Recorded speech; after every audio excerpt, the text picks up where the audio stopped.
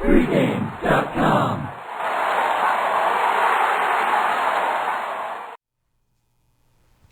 Denver -3 at Buffalo. All right, Marco, we got Brian Leonard in the wings here. So, Brian, if you have any disagreements, keep to yourself, okay? All right. He's bashful now. Yeah. Denver, here's the question. Well, first, who do you like and why? Let's get to your pick, and then we'll break it down. I'm not going to actually take the game, but as I did last week, we talked about value. I think there's tremendous value teasing the Buffalo Bills this week. All right, so you're at 3, so you're not teasing through 3, but you're teasing off 3, through 6, through 7, 6-point teaser. Well, in this instance, this is one of the ones where I would actually pay the extra juice and go for a 7-point teaser because I want to get to 10. It's such a key number to have a full 10. I haven't done the math on that, but okay. So you like, in general, you lean Buffalo, and since it's around this number, you're more inclined to tease because you can have some positive EV teases. Okay. My question is this. I know you don't do power rankings per se, but in your opinion of Denver, did it go up, down, or stay neutral after last week? To me, and I only got to see 3 quarters of the game because I was bored. The first 3 quarters? First 3 quarters. It stayed the same for me. I didn't bring it down. I think that's a fair assessment. And if anything, if we're talking tenths of a point, it went up a little bit for me.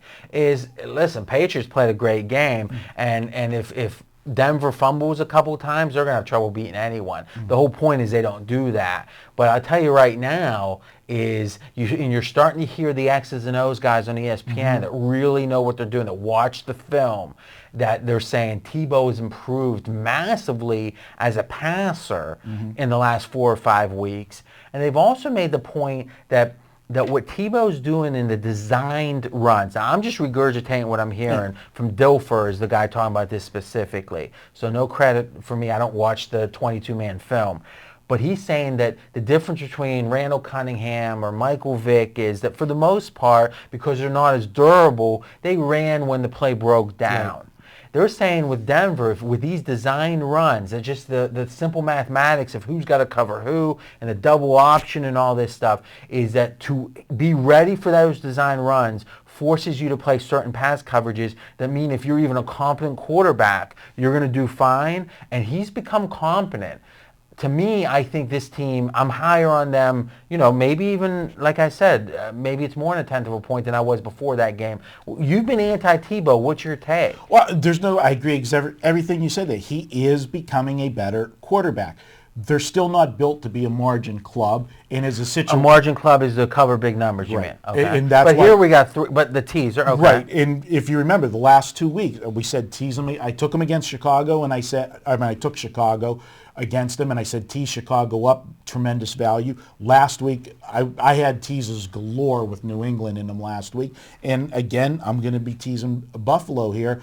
The other reason for it is a handicapping standpoint.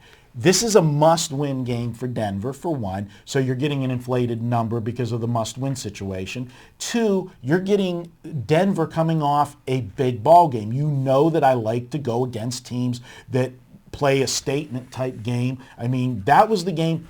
If Denver wins last week, that bandwagon that is filled to capacity with Tebow people, the wheels would have come off it with the other people jumping on board. So let's talk about that, because what interests us is the betting market, not the talk radio temperature. I think, and this isn't a religious statement, but I think that the correlation between Tebow fans and bettors is probably inversely correlated. I don't think it's necessary. I think it's less than average, let's call it that. I think I'm going to question your premise that there's a premium on this game. I think what's happened is, and it's that phenomenon we've talked about, is when someone has a belief. Now, you're a professional prognosticator.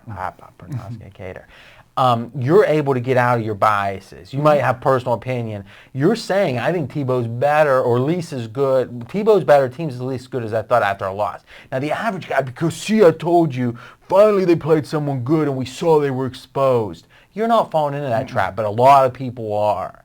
And to me, I think this sense of that Tebow haters are saying, oh, finally he was exposed. And I think in truth, you're more accurate in saying at least as good as we thought. So to me, I think the betting public in general, I don't look at this line as potentially out of whack right now. If anything, I think now's the perfect time to play on Denver because they're less susceptible to a letdown because of the emotion around Tebow. And number two, I think there's been an overreaction to the Patriots winning that game. I hear what you're saying. Personally, if you would ask me before we started the video what I would have put the number at, I would have put Denver at 1.5 tops. I think you're getting that extra point and a half just based on the must-win situation because everybody does know that. Yeah. They talk ad nauseum about, okay, here's the playoff scenarios. And there is still Tebow mania there. The people that are saying, like you said, I told you so, they already were on the opposite side of the fence. So they're not really affecting things. They're just trying to prove themselves right. I'm, a big enough guy to say, Tebow's better. Yeah, there you go. All right, boy, I walk right into that one. I'm surprised I didn't hear Brian chime out from the, from the green room over there.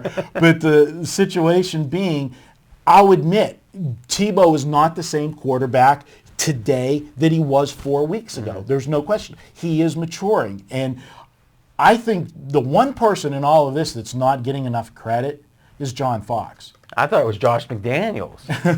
I'm serious. At what point are you going to say this guy was right? He got fired. You can make the case he was fired partially because of the Tebow pick. I can agree with that, but let's go to what we have. He's gone. John Fox has a quarterback he doesn't want. I mean, he clearly stated that at the beginning whenever this all started. But he's adapted. He swallowed his pride, adapted the team, and came up with a game plan to suit go back to Bill Parcells. He didn't buy the groceries, but he took the groceries that were in the refrigerator and he's made dinner with it, and they're winning. So he's got to get credit to be a big enough man to change his entire offensive scheme in mid-season. All right, so we got your projection. You're leaning Buffalo. You especially like the tees. Any closing thoughts? It'll be interesting to see if this team makes the playoffs. I would love to see what happens. I can tell you the NFL wants to see them make the playoffs. Well, yeah, it was the biggest rated game since 2007, if I recall. So if you subscribe to this, conspiracy theorist, then I'm on the wrong side. All right, guys, it's your turn to continue the conversation. What we do is we put every video we do each week into a super thread in the forums. You can go there directly, pregamevideos.com, visit the super thread. You'll see all the participants' notes they had for the games that they analyzed, and they're open to answer any questions you may have. Talk to you there.